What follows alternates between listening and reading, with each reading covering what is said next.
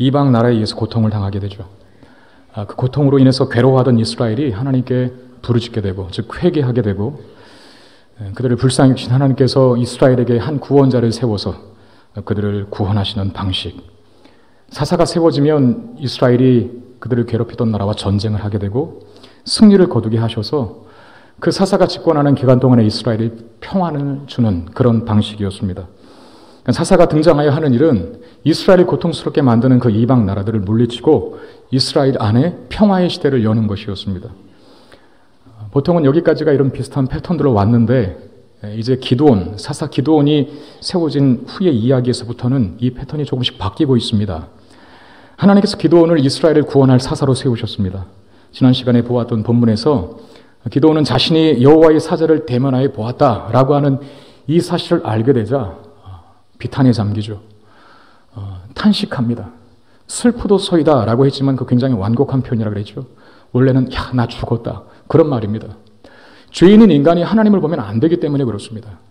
거룩하신 하나님 앞에 한 점의 흠도 없는 존재가 서야 하는데 인간은 죄인이기 때문에 그 앞에 설 수 없는 것이죠.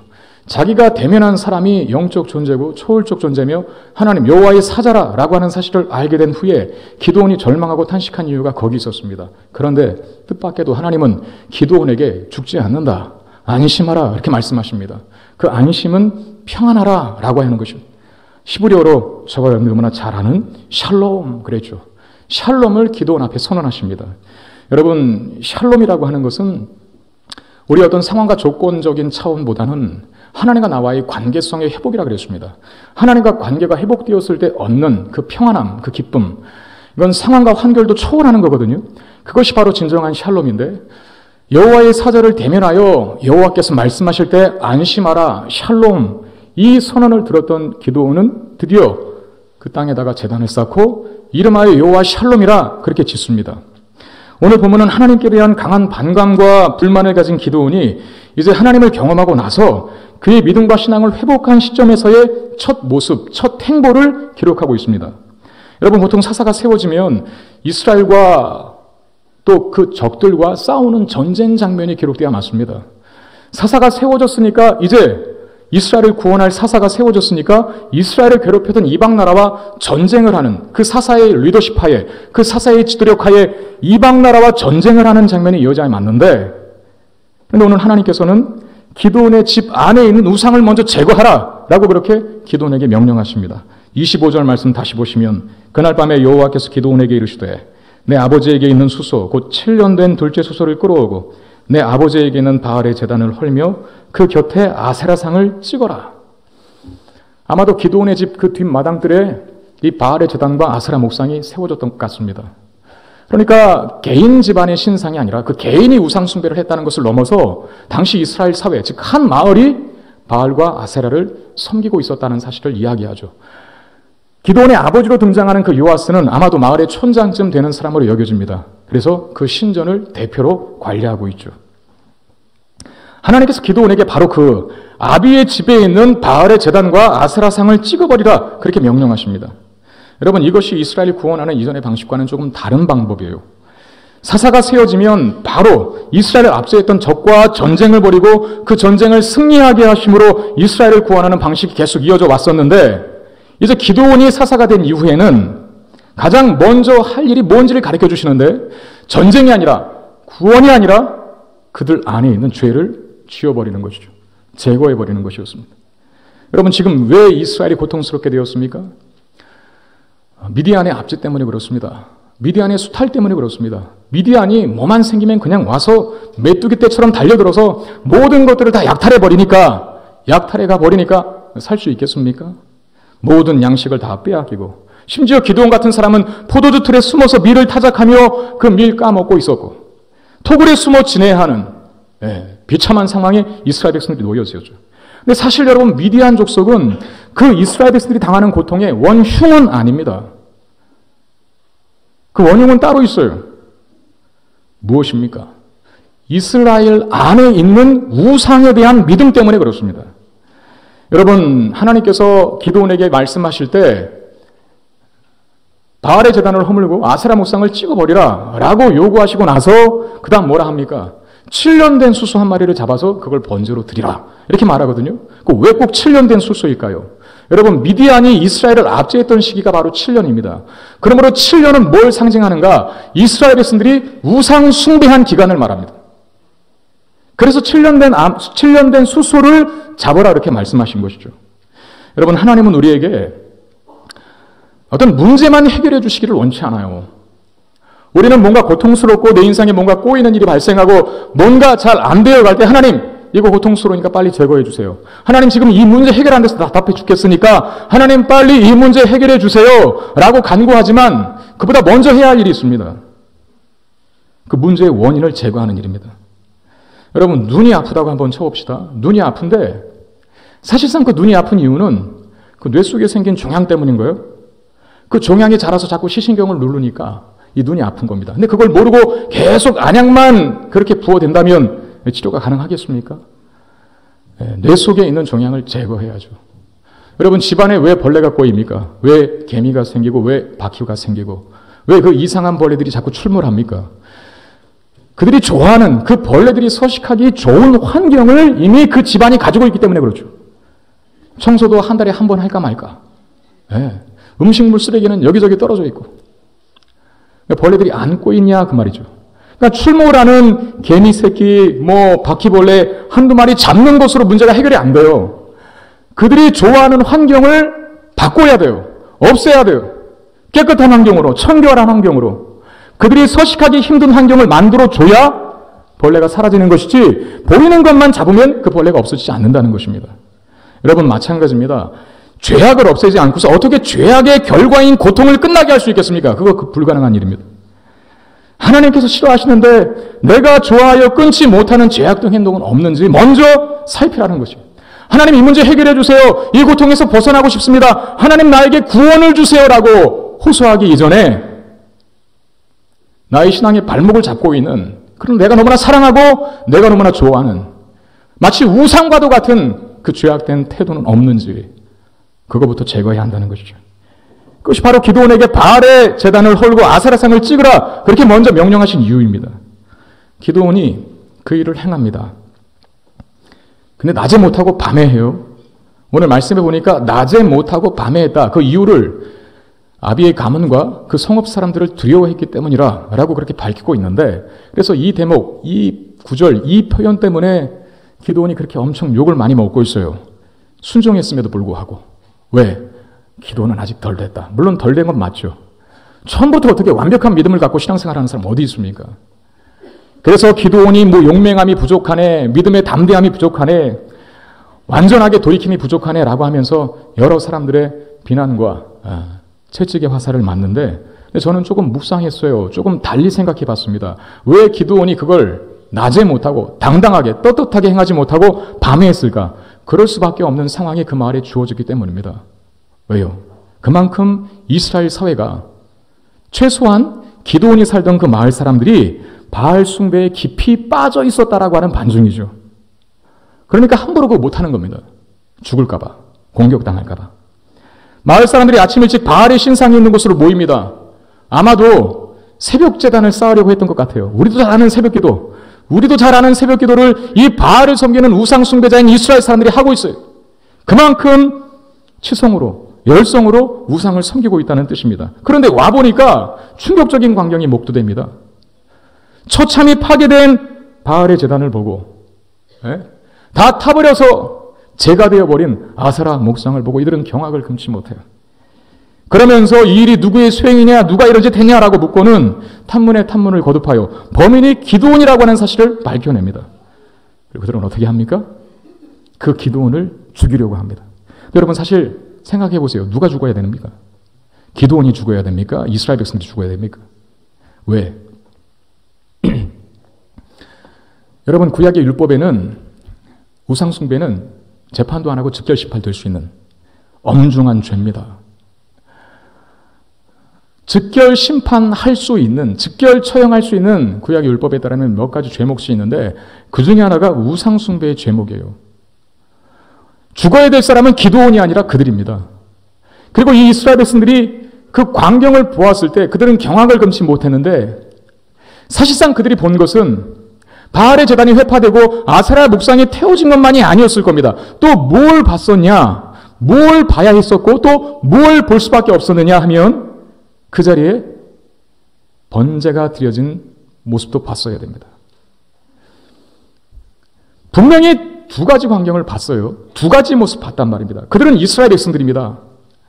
물론 그들이 죄악에 치우쳐진 삶을 살았어도 영적인 각성을 줄 만한 한 요소를 발견했을 때에는 깨달아야죠. 돌이켜야죠. 그 자리에 번제가 드려진 모습을 보고 아 그렇구나. 우리 여호와 하나님의 백성들이지. 그래 바알은 우리가 섬겼던 아세라는 진짜 신이 아니구나. 우리 다시 여호와께로 돌아가야 돼. 이렇게 깨달고 각성하며 하나님 앞으로 돌아왔어야 되는데 하나님을 본 것은 그 번제를 본 것은 깡그리 무시하고 바알의 제단이 회파되고 아세라 목상이 태워진 것만 보고 기드온을 죽이겠다 합니다. 여러분 우리가 범죄할 수 있어요. 또 죄에 치우쳐진 삶을 살 수 있는데 하나님은 그때마다 우리에게 사인하실 것입니다. 돌이키라고. 그만하라고. 이제 내게로 오라고. 너 그거 잘못된 길인 거 알지 않니? 거기에 불행이 있고 파멸이 있고 죽음이 있다는 거 알지 않니? 돌아와라. 라고 말씀으로 사인하세요. 근데 그렇게 말씀하실 때 얼른 돌이켜야 합니다. 근데 그 돌이키지 않으면 계속해서 굳어집니다. 삽으로 해결될 일을 포크레인을 동원해도 안 되는 비참한 결과가 초래되죠.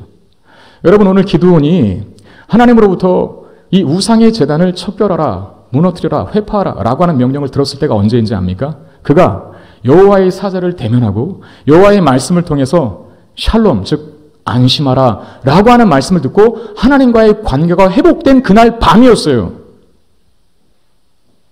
시간이 많이 지난 게 아닙니다.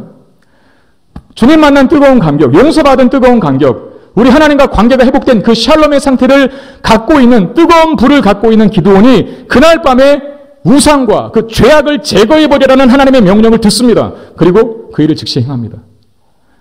더 굳어지기 전에, 식어져 버리기 전에 그 일을 해야 돼요. 여러분 반대로 거룩한 일도 마찬가지 아닙니까? 우리가 뭔가 하나님을 향하여 하나님을 위하여 약속하고 결심한 일들은 자꾸 차일피일 미루면 안 돼요. 금방 식어집니다.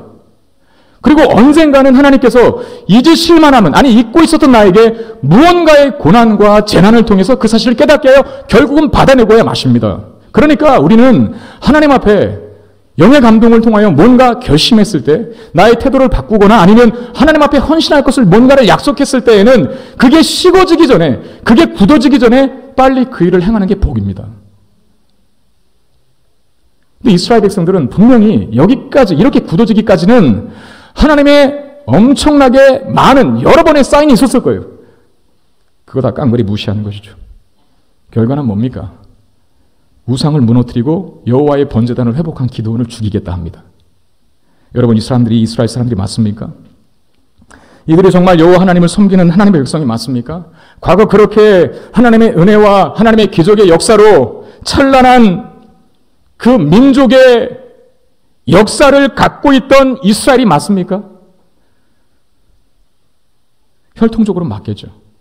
그러나 그들이 하는 짓은 결코 이스라엘 백성들이 아닙니다. 하나님을 아는 족속들이 아닙니다. 여러분 여기서 우리가 뭘 확인합니까? 인간의 고착화된 죄성을 발견합니다. 우리는 악을 더 사랑해요. 죄를 더 사랑합니다. 선을 싫어하고 악을 즐겨합니다. 신앙과 믿음의 길보다는 세상과 우리 자아의 죄악된 욕망을 향하여 달려가는 발걸음이 훨씬 더 빠릅니다. 그게 우리들입니다. 하나님의 신실하심이 아니면 인간은 구원받을 길이 없어요. 오래 참으시고 긍휼과 자비가 무한하신 하나님이셔야 할게 그래야 죄인의 구원이 가능한 것이죠. 만약에 구원을 우리 손에 맡겼다면 누구도, 인간 그 누구도 구원받을 수 없습니다. 왜? 죄로 치우쳐 신속하게 그 길로 달려가기를 좋아하는 죄의 성향을 가득 안고 있는 인간의 모습이기 때문입니다. 이런 상황 속에서 기드온이 그 아비인 요아스가 나섭니다. 31절 말씀 보시면 요아스가 자기를 둘러선 모든 자에게 이르되 너희가 바알을 위하여 다투느냐 너희가 바알을 구원하겠느냐 그를 위하여 다투는 자는 아침까지 죽임을 당하리라. 바알이 과연 신일진데 그의 제단을 파괴하였은즉 그가 자신을 위해 다툴 것이니라 하니라. 요아스의 이 말 때문에 이스라엘 백성들, 기드온을 죽이려고 했던 이스라엘 백성들이 약간 진정이 되는데 왜 그랬냐? 사실 요아스는 기드온의 아버지거든요. 그러니까 아들인 기드온이, 자식인 기드온이 죽을 위기에 놓였으니까 어쩌면 당연히 불행해가 발휘될 수도 있었던 것이죠. 내 자식이 죽으니까 이렇게라도 이런 변명을 통해서라도 살려야겠다라고 그렇게 예상할 수도 있는데 그게 아닙니다. 여러분, 이단에 빠지면 부모 자식 없는 겁니다. 여러분, 요아스는 바알과 아세라 이 우상을 섬기는 일에 주동자였어요. 대표주자였습니다. 그가 그 신전을 관리하는 사람이었어요. 그런데 지금 자식이 바알의 제단을 회파하고 아세라의 묵상을 다 태워버렸는데 단지 내 자식이라는 그 이유 하나 때문에 아들을 변화하고 드는 것입니까? 그렇지 않죠. 저는 이 순간 하나님이 그의 마음을 감동시키고 그에게 하나님의 신적 지혜를 주셨다고 봐요. 지금 이 요아스가 무슨 말을 한 거냐 하면 이런 말이에요. 만약에 바알이 너희를 구원하는 구원자가 맞다면 바알의 제단을 허물고 아세라 묵상을 태워버린 그 사람을 바알이 찾아낼 것이고 바알이 공격하고 바알이 저주하고 바알이 심판할 것이니까 그냥 가만히 기다려보자. 이런 뜻이거든요. 야, 바알이 인간을 구원할 구원자지 인간이 바알을 돕는 인간이 구원자냐? 그런 말을 하는 것이죠. 여러분, 제가 말 잘하고 있습니까 지금? 네, 잘 이해하신 것이죠? 저만 혼자 열심히 떠드는 것 같아서 한번 점검하고 가려 합니다. 그러니까 바알이 참된 신이 맞다면 너희들이 굳이 나서지 않아도, 너희들이 바알의 구원자 노릇하지 않아도 바알이 참된 신이 맞다면 자신의 단을 허물고 아세라 묵상을 찍어 불태워버린 그 자를 찾아 처단할 것이니까 납둬라. 그렇게 말씀하는. 그 사건 이후에 기드온에게 붙여진 별명이 하나 있습니다. 그게 뭡니까? 여룻바알입니다. 32절에 그날의 기드온을 여룻바알이라 불렀으니 이는 그가 바알의 제단을 파괴하였으므로 바알이 그와 더불어 다툴 것이라 함이었더라. 여러분, 여룻바알이라고 하는 말의 뜻이 뭐냐면 바알로 싸우게 하라, 그 말입니다. 바알로 싸우게 하라. 그러니까 이 마을 사람들, 기드온에 대해서 분노를 갖고 있는 마을 사람들이 이 요아스의 말에 설득이 된 거예요. 그러면서 그래, 바알은 참신이 맞아. 아세라도 참신이 맞아. 그러니까 그 바알의 제단과 그리고 아세라 목상을 불태워버린 기드온, 너 바알이 공격할 거야. 그러면서 기드온을 그렇게 부른 것이죠. 바알이 너를 처단할 것이다. 바알이 진노할 것이다. 바알 신이 노했으니까 넌 이제 죽었다. 그게 여룻바알이라는 말이에요. 여러분, 기드온이 어떻게 됩니까? 정말 바알이 공격하나요? 바알이 기드온을 죽입니까? 기드온에게 아무 일도 일어나지 않습니다. 왜? 우상은 아무것도 아니기 때문입니다. 우상은 무능한 것이죠. 우상은 헛된 것입니다. 여러분, 왜 이스라엘 백성들이 바알과 아세라 목상을 섬긴 것일까요? 그토록 강력하게 하나님 우상 숭배를 하지 말라라고 그렇게 여러 번 강력하게 가르쳐줬음에도 불구하고 그것 때문에 고통당하고 그래도 불쌍히 여기서 구원해 주시고 또 구원해 주셨는데 여전히 우상을 섬기는 바알과 아세라로 돌아가는 그 원인은, 그 이유는 무엇 때문일까요? 여러분, 가나안 땅에 사는 사람들은 농사를 짓고 먹고 살지 않았습니까? 바알은 비를 내리는 신입니다. 그리고 아세라는 풍요를 주는 신입니다. 이스라엘 백성들이 물론 가나안 땅에 들어와 그들도 농사를 해서 먹고 살아야 하지만 그들에게는 조금 서툰 일일 수 있겠죠. 그러나 염려하지 않아야 될 이유는 뭡니까? 광야 40년 동안 이스라엘 백성들이 굶어 죽지 않았다는 거예요. 광야에서는 굶어 죽을 수밖에 없는데 그 광야 40년 동안 하나님께서 그들을 책임지셨어요. 먹고 사는 일들을 책임지셨어요. 그럼 그 하나님을 안다면 농사가 조금 서툴고 농사가 조금 안 되는 현실을 경험한다 하더라도 하나님이 우리를 굶어 죽이시지 않으실 것이다. 우리를 입히시고 먹이시고 재우시고 이 세상에 살아가는 삶에 필요한 모든 자원들을 허락하실 것이다 라고 하는 믿음 가지고 담대하게 주님만을 섬겼어야죠. 그런데 이 가나안 검이 자꾸 꼬시는 거예요. 야, 바알 섬겨봐. 비 내리면 농사 잘 돼. 야, 아세라 목상 한번 세워봐. 그가 풍작을 허락할걸? 그래? 한 걸음 한 걸음 내딛기 시작합니다. 결국은 돈이에요. 아무리 생각해도 우리의 신앙을 가장 위협하는 세력은 돈인 것 같아요. 그 물질적인 풍요와 물질적인 번영 앞에서는 누구도 맥을 못 춥니다. 그렇게 당했어. 그렇게 그렇게 가르쳐주고 또 가르쳐 주셨는데 여전히 돈의 유혹에서 벗어나지 못하는 이스라엘 백성들을 보게 됩니다. 그러면 정말 그 돈을 준다고 약속한, 그 풍요를 준다고 약속한 바알과 아세라가 이스라엘 백성들을 풍요롭게 했습니까? 지금 왜 고통당하는 겁니까? 그들은 미디안 족속에게 다 빼앗겨요. 풍요가 아니라 궁핍한 생활을 면치 못합니다. 결국 우상은 아무것도 주지 못한다는 걸 말해요. 기드온이 그 단을 허물고 그 목상을 태워버렸어도 기드온을 얻지 하지 못하는 우상. 이스라엘 백성들이 그렇게 극진히 섬겼음에도 불구하고 기드온을 죽인다잖아요. 얼마나 바알 신앙으로 무장됐으면 기드온까지 죽이려고 합니까? 그렇게 극진히 바알과 아세라를 섬겼음에도 불구하고 바알과 아세라는 그들을 풍요롭게 하지 못했어요. 당연한 거죠. 왜? 우상은 헛된 것이니까. 우상은 거짓이니까. 아무것도 못하는 이 우상에 대한 믿음이 이토록 절박한 인간의 어리석음을 봅니다. 돌과 흙으로 만든 신상에 거는 기대가 이렇게 커요.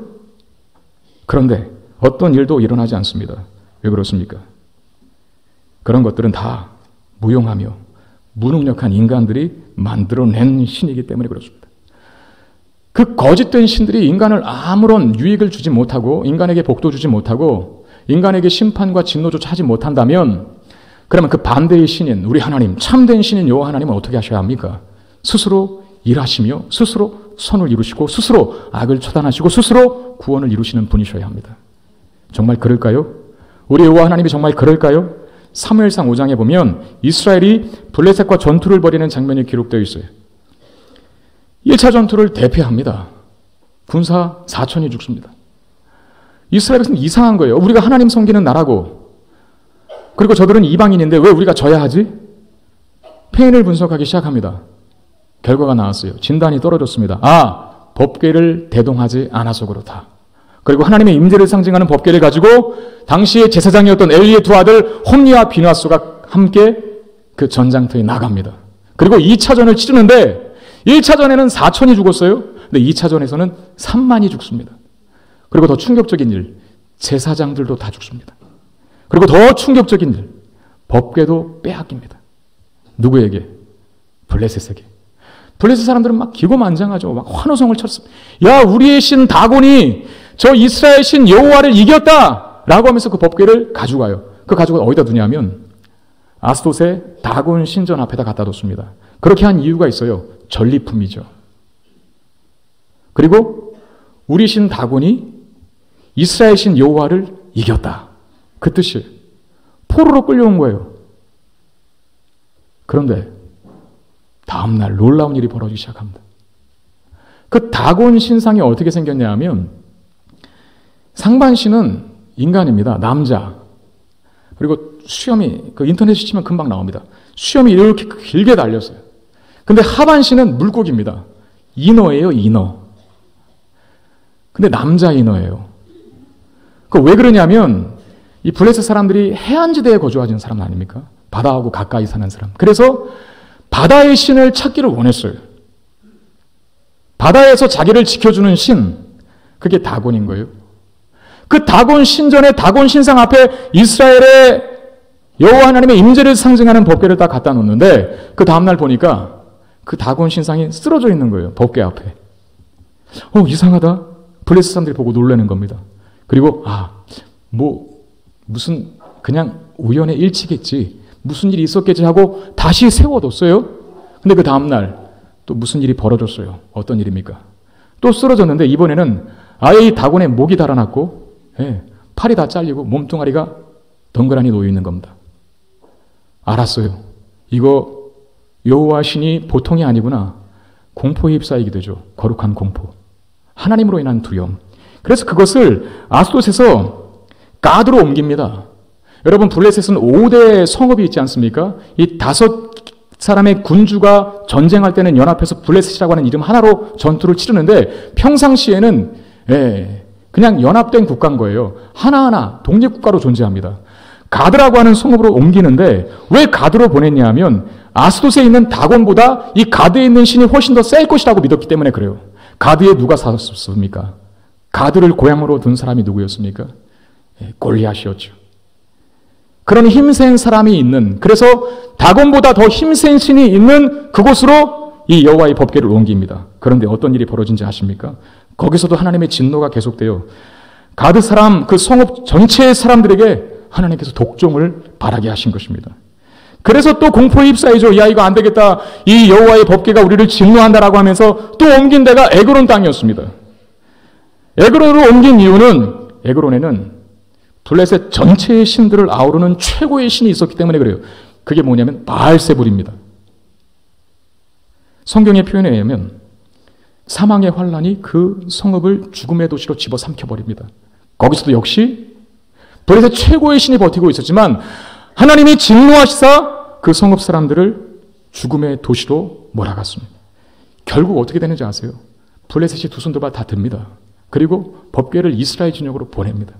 여러분, 잃어버린 법궤를 찾기 위해서 이스라엘 백성들이 특공대를 조직한 것도 아니고 특공대를 파견한 것도 아니었습니다. 하나님 스스로 악을 물리치시고 스스로 요요히 그러나 당당하게 걸어 나오신 것입니다.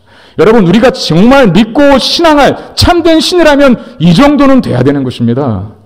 아무것도 못하는 그 우상, 뭐가 두렵다고 그 무서워 벌벌 떨고 있습니까? 그렇지 않습니까? 정말 인간이 의지하고 믿어야 할 참된 신이 맞다면 스스로 그 일을 이루시는 분이셔야 한다는 것입니다. 오늘 본문으로 돌아가서 이스라엘 사람들이 기드온에게 붙여준 이 여룻바알이라는 이름은 사실상 이스라엘이 하나님을 향해 갖는 기대여야 맞습니다. 하나님을 향하여 갖는 기대. 왜 그렇습니까? 여룻바알이 무슨 뜻이라겠습니까? 바알로 스스로 싸우게 하라. 인간이 뭐 간섭할 거 뭐가 있느냐? 참된 신이 바알이 맞다면 바알이 알아서 다 교통정리할 것이다. 이런 뜻이 여룻바알이라는 이름에 담긴 뜻이거든요. 근데 사실 그게 여호와 하나님께 대한 신앙의 표현이어야 맞지요. 왜? 하나님께서 원수를 갚으실 것이고 하나님께서 공의를 이루실 것이고 하나님께서 모든 억울한 것 그리고 어그러지고 왜곡된 것 바로잡아 주실 것이다. 이런 믿음이 사실 이스라엘 백성들에게 있어야 하는 것 아닙니까? 그 믿음을 우상에게 가질 것이 아니라 하나님에게 가져야 맞다는 것입니다. 여러분, 하나님은 우상이 아니시기에 결코 무능력하시지 않습니다. 악을 방치하시거나 선을 무관심해하지 않습니다. 하나님은 사랑과 공의의 성품을 가지신 분이십니다. 그의 사랑의 성품으로 그는 선을 보상하시고 그의 공의의 성품으로 그는 반드시 악을 심판하시고 처단하십니다. 그게 하나님이시죠. 그 하나님에 대한 우리의 믿음이 있어야 한다는 거예요. 여러분, 우리의 때로 교회 안에서 일어나는 문제 또는 우리 개인에게 일어나는 문제, 개인의 삶에서 일어나는 문제, 그 문제의 종류가 어떠한 것이든 간에 그게 자녀의 문제이든 뭐 직장 안에서의 관계의 문제이든 사업의 문제이든 섣불리 먼저 우리 스스로가 내 스스로가 해결선으로 타려고 하지 마십시오. 그건 일을 굉장히 그르칠 공산이 큽니다. 문제를 더 악화시킬 여지가 충만합니다. 정말 먼저는 하나님께서 이루실 것이다. 하나님께서 행하실 것이다. 하나님께서 평정하실 것이다. 하나님께서 악이라면 물리칠 것이고 하나님께서 선이라고 한다면 보상하실 것이다 라고 하는 믿음을 가지고 맡기는 작업이 먼저 선행되어야 돼요.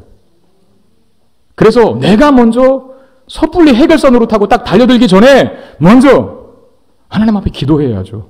하나님 앞에 엎드려야죠. 그리고 그 순간 그 상황을 통해서 나에게 말씀하시는 바가 무엇인가 그 말씀에 들으려고 우리 영적인 귀의 음성을 우리 영적인 귀를 활짝 열어야죠. 그리고 그 음성 듣고 그 뜻대로 행해야죠.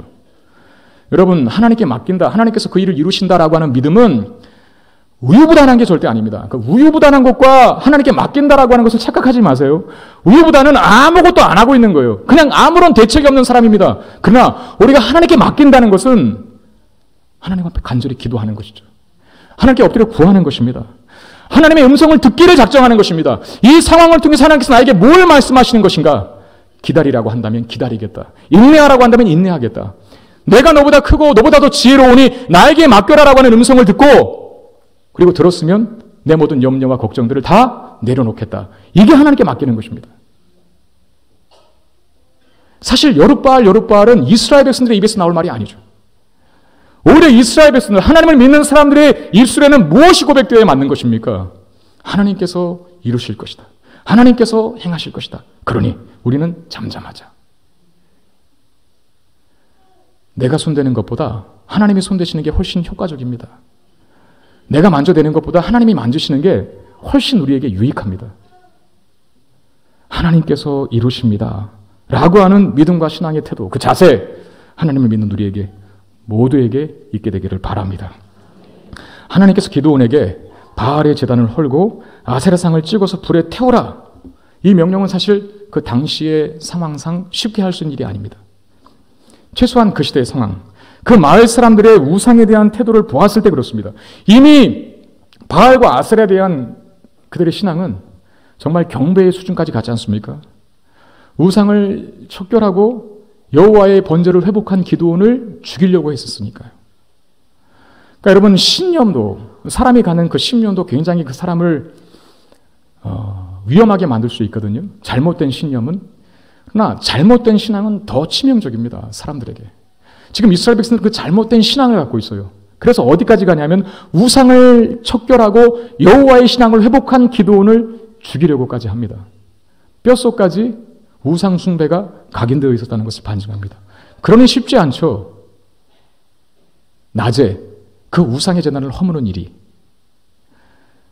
제가 어렸을 적에는, 저는 아시지 않습니까? 어렸을 적부터 기독교를 믿었던 집안은 아니에요. 기독교 가문과는 상관없는 집에서 제가 태어났고 자라왔는데, 기억나는 사건이 하나 있는데, 저희 아버님과 어머님이 제가 야단 맞을 짓을 안 했는데 가끔씩 야단하고 아주 엄중하게 화를 내셨을 때가 있었어요. 그게 언제였냐면 제가 문지방을 밟고 있을 때, 그리고 문지방에 앉아 있을 때. 여러분, 그런 호통 당해보셨나요? 혹시 의정부의 문화와 여러분들이 사는 문화가 다른 건 아니죠? 저만 그런 문화 속에 있었나요? 그 왜 그랬을까요? 복 나간다고. 야, 빨리 안 내려와, 내려와. 있는 복 나가고 들어오려고 하는 복 막는다고 문지방에 서 있지도 못하고 앉아있기도 못하겠어요. 지금 와서 생각해보면 참 부모님들이 원망스럽죠. 왜 그때 저는 아무런 잘못을 안 했는데 왜 욕을 먹어야 했을까? 여러분, 저는 지금 문지방에 앉아있을까요? 못 앉아있을까요? 저는 지금 문지방에서 앉아있기도 하고 서있기도 하고 물구나무로 서있기도 하고 자리를 펴고 자기도 합니다. 무슨 뜻인지 알겠죠? 저에게 더 이상 아무 의미가 없다는 거예요. 저는 우리 아이들에게 얼마든지 문지방에서 놀아라 그렇게 말할 수 있어요. 그 문지방이 무슨 복을 주는 겁니까? 문지방이 무슨 나가는 복도 막는 장애물입니까? 근데 거기에 한번 꽂히니까, 거기에 각인되니까 이건 자식이고 뭐가 없더라고요. 내가 야단 맞을 짓을 안 했는데 야단을 치시는 거예요. 지금 와서 생각해보니까 얼마나 어리석은 짓이었는지. 지금 기드온이 허물려고 하는 바알과 아세라는 한 가정이 섬기는 신 정도가 아니라 마을 전체가 섬기는 신이었습니다. 바알의 제단은 둘레가 7, 8m 정도 된답니다. 그리고 높이가 1.5m 정도 이릅니다. 그러니까 기드온 혼자서는 그 제단을 허물 수가 없기 때문에 10명의 종과 함께 간 거예요.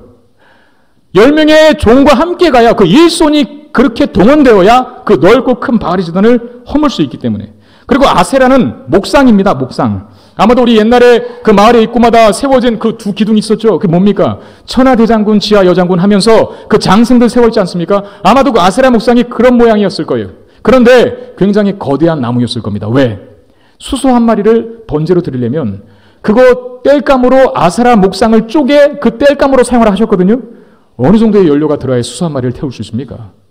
굉장히 큰 규모의 목상이었다는 것이죠. 이건 뭘 말할까요? 바알에 대한 이스라엘 사람들의 신앙이 얼마나 강했는지를 짐작해야 합니다. 그런 상황에서 하나님은 기드온에게 바알의 제단을 헐고 아세라상을 찍어 없애라, 그리고 불에 태워버리라고 요구하시는 거예요. 그냥 살짝 해를 가라 하시는 정도가 아니에요. 없애버리는 정도가 아닙니다. 아예 박살을 내버리고 아예 초토화시켜버려라, 그렇게 명령하십니다. 심지어 아세라 목상은 찍어서 하나님께 드릴 번제를 위한 땔감으로 사용하라, 이렇게 지시하십니다. 여러분, 무서워서 이거 순종하겠습니까? 이렇게 심하게 하면 바알이 노하지 않을까요? 이렇게 심하게 공격하면 아세라가 나중에 기도를 어떻게 하지 않을까요? 그냥 없애는 게 아니고 그냥 뭐 나무 잘라서 그냥 산에 던져버리고 바알의 제단 허물어서 그냥 흙 갖다가 다시 어디다 이렇게 평정시키고 이 정도가 아니라 아예 회파시키고 아예 태워버리라고 하는데 하나님은 왜 이렇게 과격하게 조금은 충격적인 행동을 기드온에게 요구하시는 것일까요? 여러분, 한번 이렇게 생각해 보시길 바랍니다. 어느 성도의 가정에 부적이 붙어 있어요. 대문에도 붙어 있고 벽에도 붙어 있고 안방에도 붙어 있고 막 붙어 있는 겁니다. 부적 뭔지 아시죠? 노란 종이에 빨간 글씨. 이제 그가 예수를 믿으려고 하는데 부적에 대한 두려움이 아직 남아 있어서 그걸 선뜻 제거하지 못하는 거예요. 이거 제거했다가 물론 내가 예수를 믿긴 하지만 이것도 귀신이 나타나서 나를 어떻게 해야 하는 것 아닌가? 염라대왕이 나타나서 나를 어떻게 해야 할 것 아닌가? 그리고 있던 복도 나가는 것 아닌가? 내가 하는 사업 망하면 어떡하지? 뭐 이런저런 염려와 걱정이 있을 거 아니에요. 만약에 여러분들을 제가 보냈어요, 그 집으로. 부적을 제거하라고. 어떻게 하실랍니까? 벌벌벌 떨면서 그렇게 하실래요? 만약에 제가 갔다면 저는 어떻게 할 것 같아요? 일단 띱니다. 그리고 어떻게 할 거예요? 찢어버립니다. 그리고 어떻게 할 거예요? 그것도 안 되면 더 강도 높게 아예 태워버립니다. 그것도 별로 강도가 크지 않다면 저는 그걸 아예 씹어서 그냥 먹어버릴 겁니다. 그래도 아무 문제 없다. 우상은 정말 아무것도 아니다. 내가 씹어 먹었는데 우상의 나라를 어떻게 못하지 않느냐. 우리가 정말 믿고 섬겨야 될 신은 하나님밖에 없다. 하나님을 섬기고 있는 당신이요, 그 누구도, 그 어떤 영적 세력도 두려워하지 마십시오라고, 그걸 정말 각인시켜 줄 수 있다면 저는 엄청나게 큰 액션을 하게 될 겁니다. 모든 모양새를 다 취해서 그것이 아무것도 아닌 것이라는 것을 증명해내고 말 것입니다. 여러분, 바알의 단을 헐고 아세라 목상을 찍어 불태워버린 기드온이 죽었습니까? 죽지 않았어요. 오히려 다음 본문은 드디어 기드온이 미디안으로부터 이스라엘을 구원하는 큰 용사로서 역할하게 되는 것을 보게 되는, 오히려 그 인생이 한 단계 더 전진하고 있어요. 우상을 회파했다고 해서 그 인생이 퇴보되거나 그 인생이 재난을 당하거나 그 인생이 불운해지거나 하지 않습니다. 퇴보하거나 후퇴하지 않는다는 거예요. 오히려 그 죄악을 다 지워버렸더니 그 인생이 성장합니다. 그 인생이 진보합니다. 그 인생이 앞으로 나아갑니다. 여러분, 하나님께서 우리에게 헐어버리라고 하는 바알의 단이 있습니다.